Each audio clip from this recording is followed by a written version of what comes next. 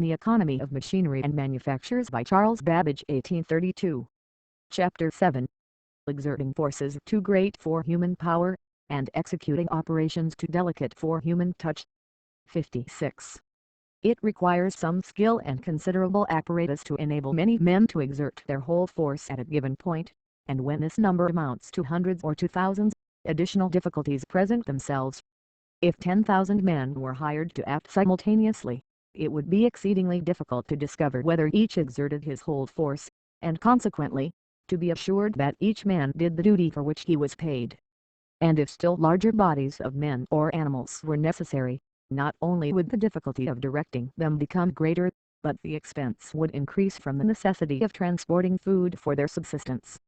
The difficulty of enabling a large number of men to exert their force at the same instant of time has been almost obviated by the use of sound. The whistle of the boatswain performs this service on board ships, and in removing, by manual force, the vast mass of granite, weighing above 1,400 tons, on which the equestrian figure of Peter the Great is placed at St. Petersburg, the drummer was always stationed on its summit to give the signal for the united efforts of the workmen.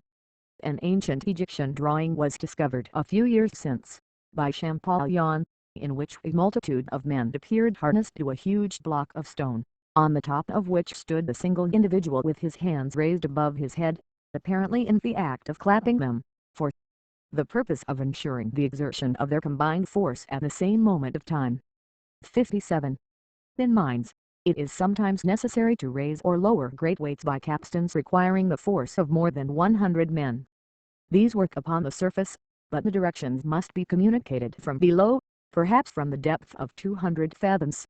This communication, however, is accomplished with ease and certainty by signals.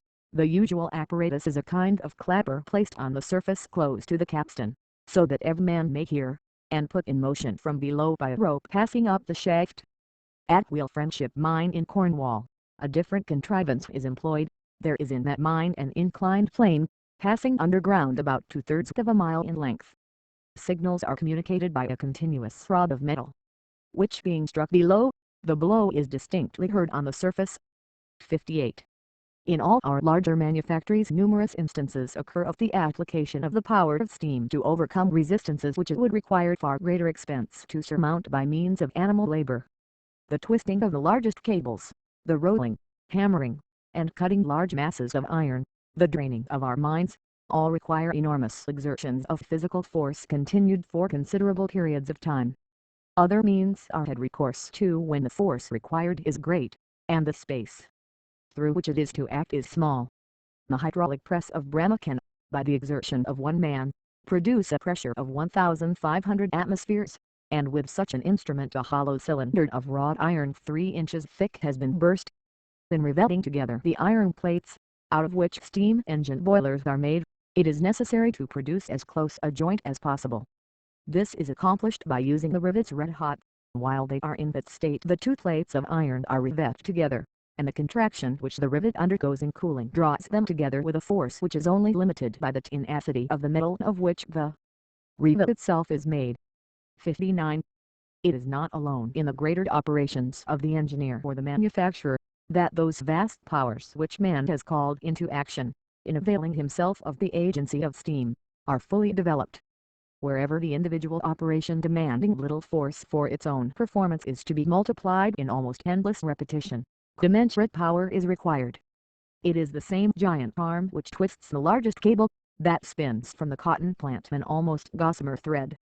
Obedient to the hand which called into action its resistless powers, it contends with the ocean and the storm, and rides triumphant through dangers and difficulties unattempted by the older modes of navigation. It is the same engine that, in its more regulated action, weaves the canvas it may one day supersede, or, with almost fairy fingers, entwines the meshes of the most delicate fabric that adorns the female form. 1*60. The fifth report of the Select Committee of the House of Commons on the Holyhead Roads furnishes ample proof of the great superiority of steam vessels. The following extracts are taken from the evidence of Captain Rogers, the commander of one of the packets. Question: Are you not perfectly satisfied, from the experience you have had, that the steam vessel you command is capable of performing what no sailing vessel can do? Answer: yes. Question: during your passage from Gravesend to the Downs, could any square-rigged vessel, from a first-rate down to a sloop of war, have performed the voyage you did in the time you did it in the steamboat? Answer: no, it was impossible. In the Downs we passed several Indiamen, and 150 sail there that could not move down the channel, and at the back of Dungeness we passed 120 more. Question: at the time you performed the voyage, with the weather you have described, from the Downs to Milford, if that weather had continued 12 months, would any square-rigged vessel have performed it? Answer: they would have been a long time about it, probably would have been weeks instead of days. The sailing vessel would not have beat up to Milford, as we did, in 12 months. 61. The process of printing on the silver paper, which is necessary for banknotes, is attended with some inconvenience, from the necessity of damping the paper previously to taking the impression. It was difficult to do this uniformly, and in the old process of dipping the parcel of several sheets together into a vessel of water, the outside sheets becoming much more wet than the others, were very apt to be torn. The method has been adopted at the Bank of Ireland which obviates this inconvenience. The whole quantity of paper to be damped is placed in a close vessel from which the air is exhausted, water is then admitted, and every leaf is completely wetted. The paper is then removed to a press, and all the superfluous moisture is squeezed out. 62. The operation of pulverizing solid substances and of separating the powders of various degrees of fineness, is common in the arts, and as the best graduated sifting fails in effecting this separation with sufficient delicacy, recourse is had to suspension in a fluid medium. The substance when reduced by grinding to the finest powder is agitated in water, which is then drawn off. The coarsest portion of the suspended matter first subsides, and that which requires the longest time to fall down is the finest. In this manner even emery powder, the substance of great density, is separated into the various degrees of fineness which are required.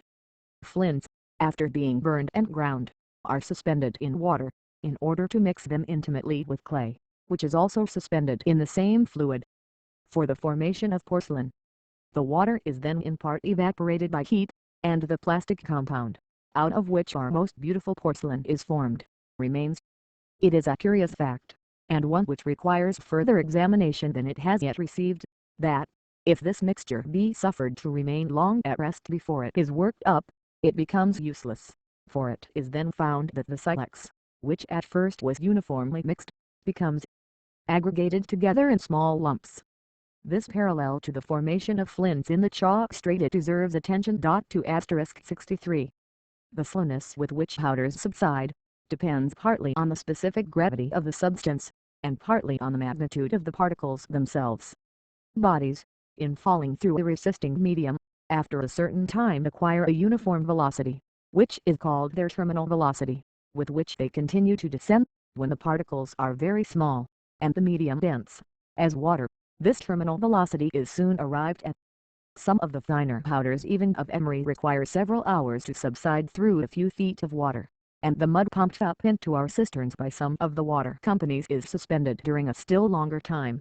These facts furnish us with some idea of the great extent over which deposits of river mud may be spread, for if the mud of any river whose waters enter the Gulf Stream, sink through 1 foot in an hour, it might be carried by that stream 1,500 miles before it had sunk to the depth of 600 or 700 feet. 64. The number of small filaments of cotton project from even the best spun thread, and when this thread is woven into muslin they injure its appearance. To cut these off separately is quite impossible, but they are easily removed by passing the muslin rapidly over a cylinder of iron kept at a dull red heat. The time during which each portion of the muslin is in contact with the red-hot iron is too short to heat it to the burning point, but the filaments being much finer, and being pressed close to the hot metal, are burnt. The removal of these filaments from patent net is still more necessary for its perfection. The net is passed at moderate velocity through a flame of gas issuing from a very long and narrow slit. Immediately above the flame a long funnel is fixed, which is connected with a large air pump worked by a steam engine. The flame is thus drawn forcibly through the net, and all the filaments on both sides of it are burned off at one operation. Previously to this application of the air pump, the net acting in the same way, although not to the same extent, as a wire gauze in Davy's safety lamp, cool down the flame so as to prevent the combustion of the filaments on the upper side. The air pumped by quickening the current of ignited gas, remove this inconvenience. Notes 1. The importance and diversified applications of the steam engine were most ably enforced in the speeches made at a public meeting held June 1824 for the purpose of proposing the erection of a monument to the memory of James Watt. These were subsequently printed. 2. Some observations on the subject, by Dr. Fitton, occur in the appendix to Captain King's Survey of the Coast of Australia, Volume II, page 397. London, 1826.